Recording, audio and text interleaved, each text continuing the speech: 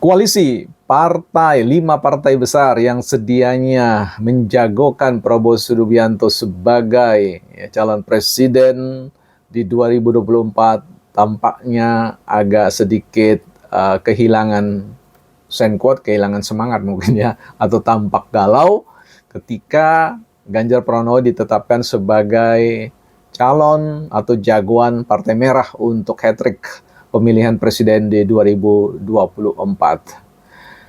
Semoga tidak demikian. Ya, selamat datang di Bukan Partai Politik, channel Ruang Edukasi Politik dan Kebijakan Publik yang akan bicara banyak, memonitoring dinamika perpolitikan di Indonesia yang tentunya akan menjadi salah satu corong atau suara rakyat untuk menyampaikan pikiran-pikiran mereka.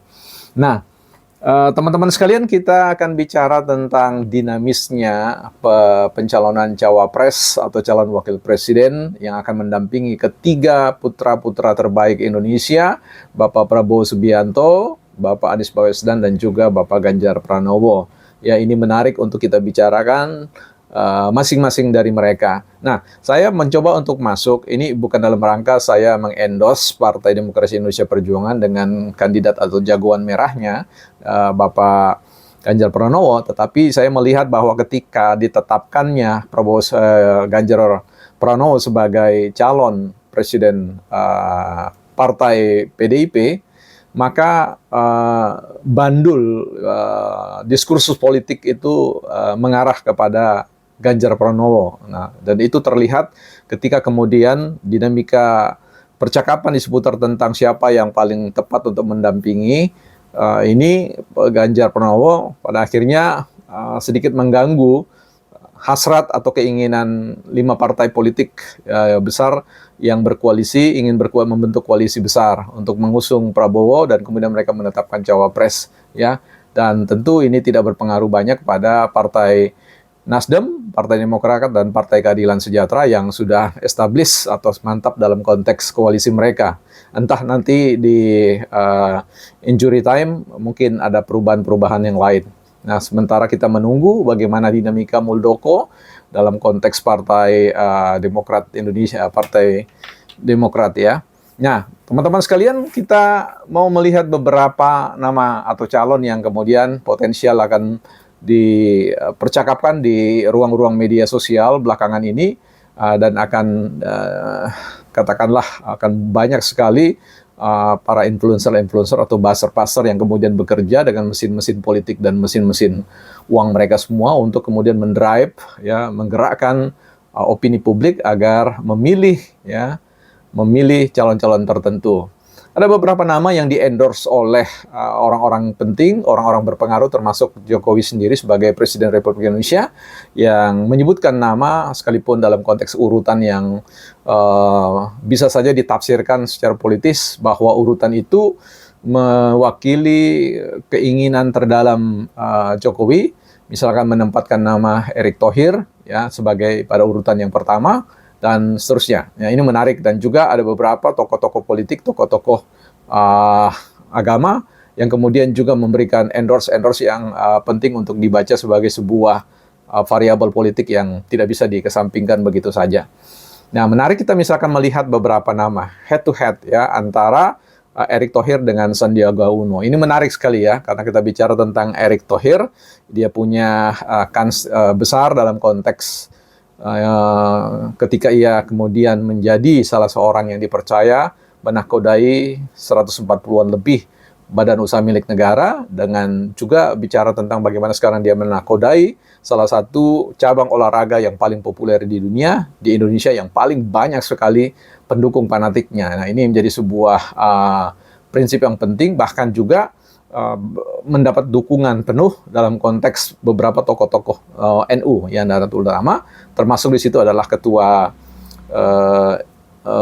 mungkin saya tidak sebutkan untuk sementara, tetapi di lain kali akan saya sebutkan.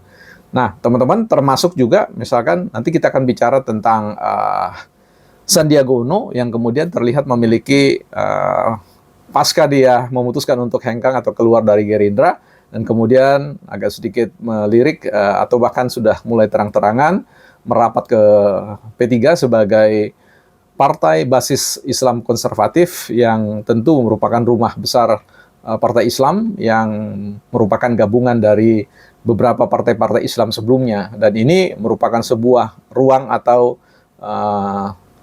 wahana baru bagi Sandiaga Uno untuk kemudian masuk ke sana sebagai sebuah representasi, sebagai wakil yang sifatnya mewakili basis dukungan agama ya, atau sesuatu yang sifatnya politik identitas ya. Jadi dalam konteks hal ini memang menarik ini menjadi penting buat head to head bagi Erick Thohir dan juga Sandiaga Uno ya. Ini menarik ya. Tapi kemudian kita akan melihat ada komposisi yang lain terkait dengan ini adalah Ridwan Kamil. Nah ini Ridwan Kamil kita head to head dengan Khofifah ya. Jadi ini dua kepala daerah yang akan sekaligus mewakili basis pemilih mereka ya. Dalam konteks ini Gubernur Jawa Barat ya, kita tahu sekali bahwa dari sisi penduduk, jumlah penduduk Jawa Barat menempati posisi paling tinggi ya sebagai provinsi yang paling banyak jumlah penduduknya, dan kemudian disusul oleh Jawa Timur yang sekarang adalah gubernurnya Khofifah, dan kemudian disusul oleh Jawa Tengah yang adalah Ganjar Pranowo. Artinya dua basis pemilih ini sangat penting bagi Ganjar Pranowo, sekalipun Jawa Tengah merupakan sumber mendulang untuk suara karena angka pemberi suaranya cukup sangat tinggi dari ketiga provinsi ini dengan 27 juta pemilih ya. Jadi ini penting bagi Ganjar untuk kemudian memetakan head to head antara Ridwan Kamil dengan Khofifah sebagai dua kepala daerah yang memiliki basis massa yang baik, karena mereka juga sama-sama berbasis pada dukungan tokoh-tokoh NU ya. Jadi ini menarik polarisasi.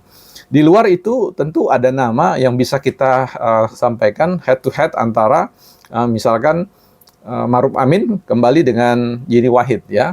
Nah ini menarik teman-teman untuk kita melihat bahwa ya, tapi saya lebih condong kepada munculnya kaderisasi dari NU, yaitu Yeni Wahid sebagai sebuah simbol legasi dari Gus Dur ya. Ini menjadi penting untuk juga sekalipun tidak mendapatkan tempat dalam perbincangan-perbincangan yang lebih ramai, tapi suatu waktu nanti karena politik itu dinamis dan politik itu cair, jadi tentu akan punya kans atau peluang yang bisa tidak disangka-sangka. Nah, tapi sisi yang menarik yang perlu kita catat di sini adalah bagaimana ya pemilihan Megawati terkait dengan bukan saja soal penempatan di mana deklarasi dilakukan, tetapi tanggal yang dilakukan bertepatan pada tanggal 21 April yang memperingati tentang Hari Kartini, emansipasi wanita, perjuangan seorang wanita. Nah, apakah ada kaitannya dengan bahwa Ganjar akan ditemani oleh Sri Kandi atau katakanlah cawapres perempuan atau wanita antara Khofifah dan kemudian disusul oleh Yeni Wahid? Ya, tentu kita tempatkan saja dulu Khofifah karena dengan basis masanya, basis pemilihnya di Jawa Timur. Ya, jadi ini penting walaupun dua-duanya datang dari NU ya, tradisi NU. Jadi ini menarik teman-teman untuk melihat peta-peta yang seperti itu. Siapakah yang sesungguhnya nanti akan lebih condong? Ya, saya melihat untuk sementara waktu dalam konteks ini ya saya lebih melihat peluang itu jauh lebih besar pada diri yang pertama adalah Erick Thohir dan yang kedua adalah pada Khofifah ya. Jadi kalau misalkan politik identitas dan politik gender yang ingin dimainkan, maka tentu Khofifah merupakan sebuah pilihan yang paling tepat untuk mendampingi Ganjar Pranowo sebagai dua calon atau putra-putri bangsa yang siap melenggang ke 2024. Nanti kita lihat bentuk-bentuk perubahan-perubahan, kemungkinan-kemungkinan apa yang paling menarik untuk menggeser probabilitas atau kemungkinan seseorang bisa ditetapkan sebagai calon wakil presiden. Ya, ikuti terus perbincangan di Bukan Partai Politik. Sampai ketemu.